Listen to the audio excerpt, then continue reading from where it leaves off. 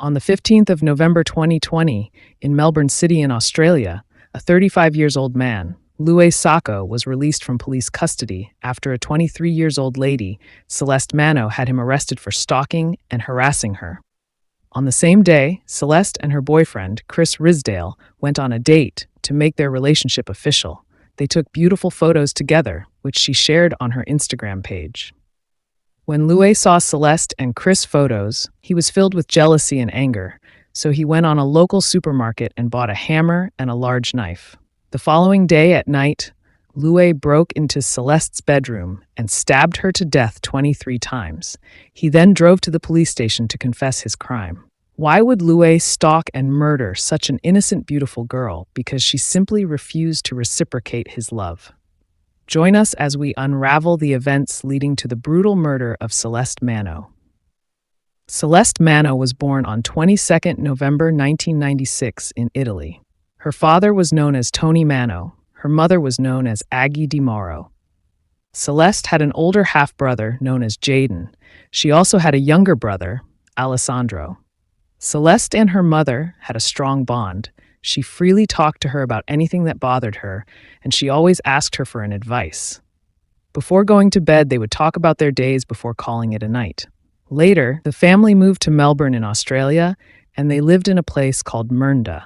While in high school, Celeste liked to dance. She also happened to be a cheerleader.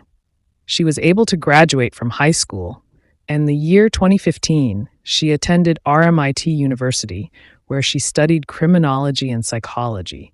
She wanted to become a psychologist in the future.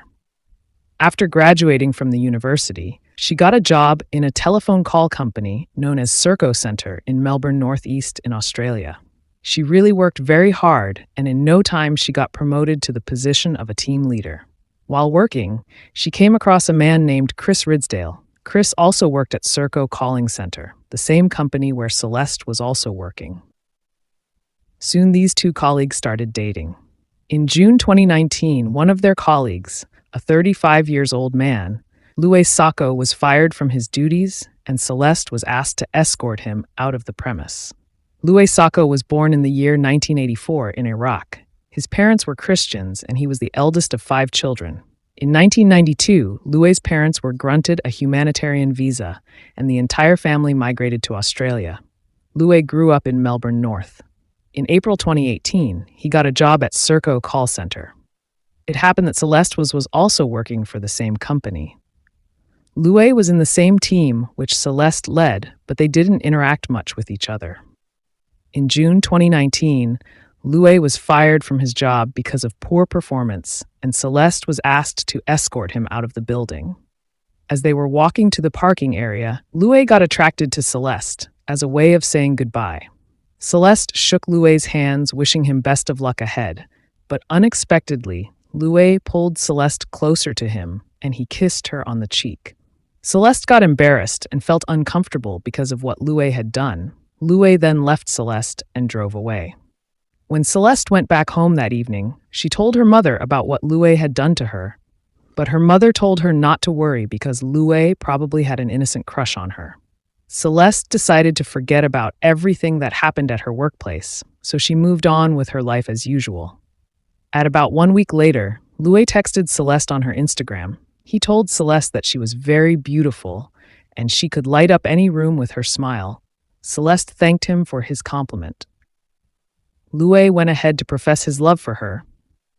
He told her that he loved her and that he couldn't eat, sleep, and function at his new job without her. He added that he always thought about her every single day. He asked Celeste if she felt the same way about him. Celeste made it clear to Luay that she was already in a relationship with her boyfriend, Chris Ridsdale, therefore she can't be with him. Luay becomes so much obsessed with Celeste. He sent her a message saying, "I have never felt this way about anyone in my entire life. I am totally infatuated with you, captivated and fascinated by you. I would give my life and the world to you just to be with you." In a polite message, Celeste told Luay that she didn't share his feelings. She requested him to refrain from contacting her further as his advances made her uncomfortable. She urged him to respect her wishes and stop his pursuit. Celeste's rejection intensified Luay's pursuit. He persisted in professing his love for her. As time went by, Luay became more aggressive and hostile towards Celeste. He was also very desperate and obsessive. Celeste gently rejected Luay and blocked him in Instagram. However, Luay made dozens of fake Instagram accounts and he continued harassing and stalking her. Celeste told her mother how Luay was stalking her. Her mother advised her to ignore him. This would be enough to get him bored and tired, and he would eventually leave her alone. After the conversation, Celeste stopped opening and reading her social media messages, hoping that by not giving him the attention that he needed, he would eventually give up on pursuing her. However, Luay was not moved by Celeste's silence. Once he noticed that his messages were not being read, he created new profiles and used different names so that he can regain her attention. Luay persistently sent dozens of messages to Celeste, expressing his lust and obsession to her. He told her that he would only stop stalking and harassing her if he had her all to himself. Day after day, without failing, Luay tormented Celeste with his declaration of love. For 6 months, Luay was still harassing and stalking Celeste. Celeste could no longer tolerate his stalking behaviors anymore. She told her mother that Luay was relentlessly stalking and harassing her. After hearing this, her mother advised her to file a report against Luay, so they went to the police station to file a report.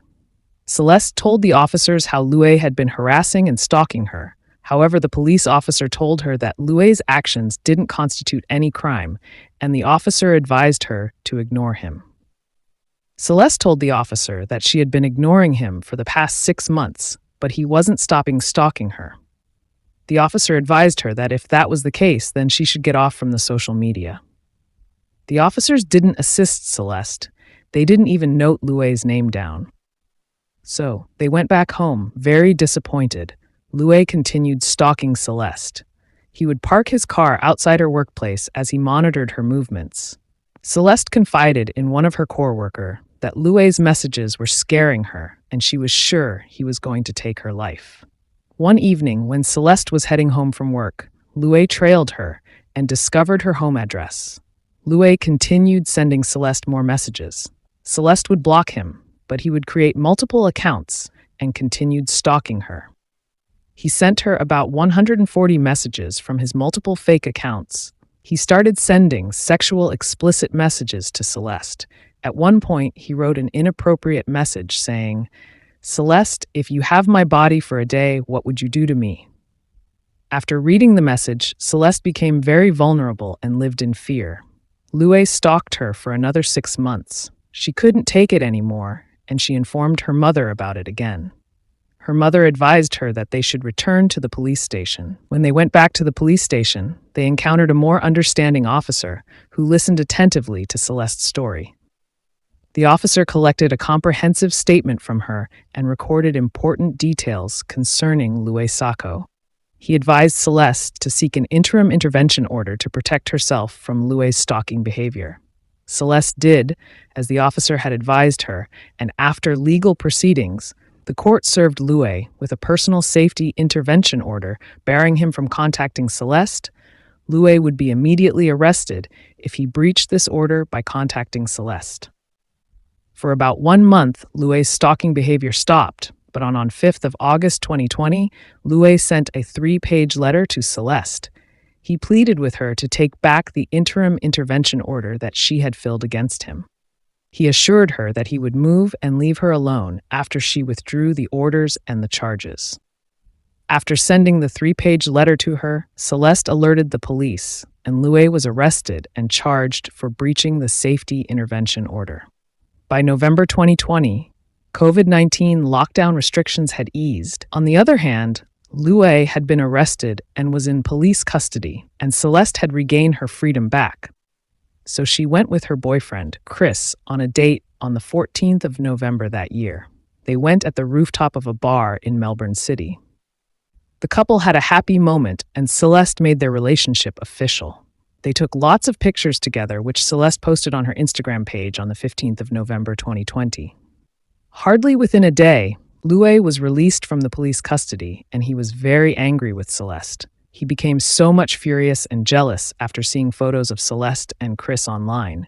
He also wanted revenge against Celeste because she got him arrested. So Luay resumed stalking her, and he sent her a final message saying, "I know you rejected me. I get it. I am like a dirt to you. I get it. I know you hate me. I get it." From there, Luay went totally silent on Celeste. He didn't send any text messages to her, and he didn't stalk her anymore. During that time, he was monitoring her social media posts, scrutinizing her whereabouts activities and companions. He surveyed their home, observing their windows to ascertain which room belonged to her. Luay had a home floor plan mapped out to find where Celeste's bedroom was. He even studied out her photos so that he can be sure of Celeste's bedroom. After all of this research, he was able to figure out her bedroom.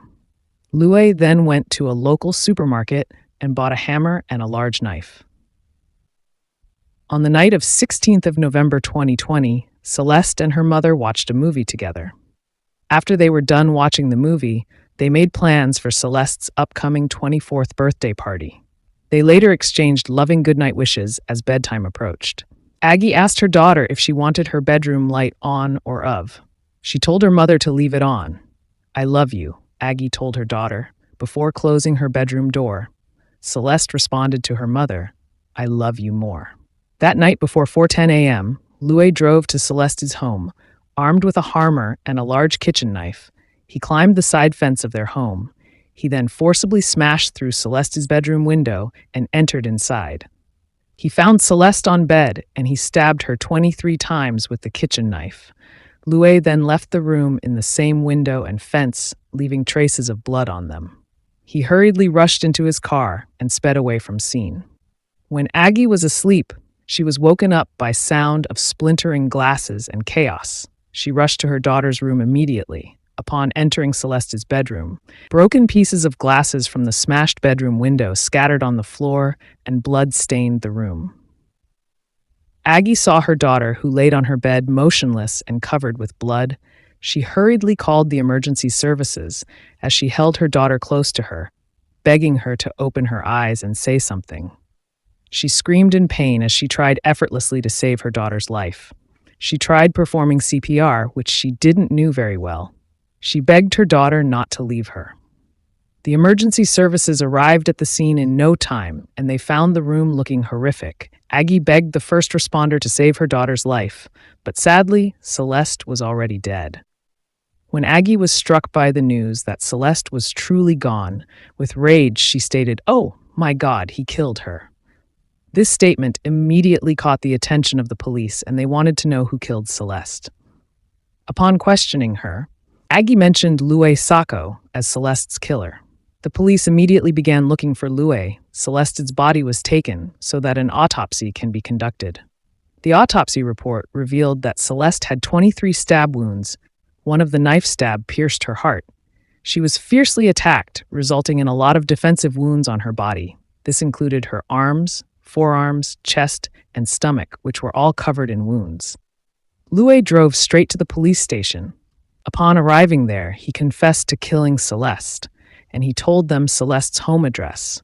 He then blamed the police for Celeste's death, because had they not released him, Celeste wouldn't have died. He then coerced the police to shoot him to death so that he can evade the law. The police arrested Luay and charged him with murder. Immediately, the police launched an investigation into the murder of Celeste. They searched Luay's phone and found out that he was monitoring Celeste closely on Instagram. They also found out that Luay had made hundreds of screenshots of Celeste together with her boyfriend Chris. The investigators went ahead and searched Luay's laptop. They found Google searches pertaining Chris, who was Celeste's boyfriend. They also found the location of the bar where Celeste and her boyfriend had went on date. On top of that, the investigators also found Celeste's home floor plan. Luay's trial took almost 3 years to reach its completion. The delays were caused by COVID-19 restrictions. Luay also attempted to convince the judge that he was suffering from psychosis, therefore he was mentally ill at the time of the attack. A lot of psychiatric evaluations were done on him to determine if he was telling the truth. This event really also dragged his trial. Forensic psychiatrist Rajan Darji discovered that Luay had undiagnosed extreme personality disorder, depression, and body dysmorphia. He was, however, found to be faking symptoms of mental illness to avoid facing the law. Luay also fired his lawyers and represented himself. All of these activities made the trial process to be delayed. Throughout the proceedings, Luay Sacco displayed no hint of emotions or remorse for his actions, and eventually, he pleaded guilty for the murder of Celeste Manno. After the conclusion of Luay's trial, Victoria Court Justice Jane Dixon announced the verdict on the 29th of February 2024. Luay Sacco was sentenced to 36 years imprisonment with the possibility of parole after 30 years. Justice Jane Dixon went on to explain that life imprisonment couldn't be warranted in this case because Luay had extreme and personality disorder, and this affected his mental state at the time of the crime. Celeste's family were very devastated with the sentencing. Aggie, in particular, was devastated to learn that her daughter's murderer would spend at least 30 years behind bars instead of being given life sentence. Aggie said that the investigators in the court showed Luay mercy, but they showed her daughter none when she contacted the police twice for help. Speaking outside Victorian High Court, she added that we were forced to trust the system we lost faith in 3 years ago. It failed Celeste then, and it had failed her again now.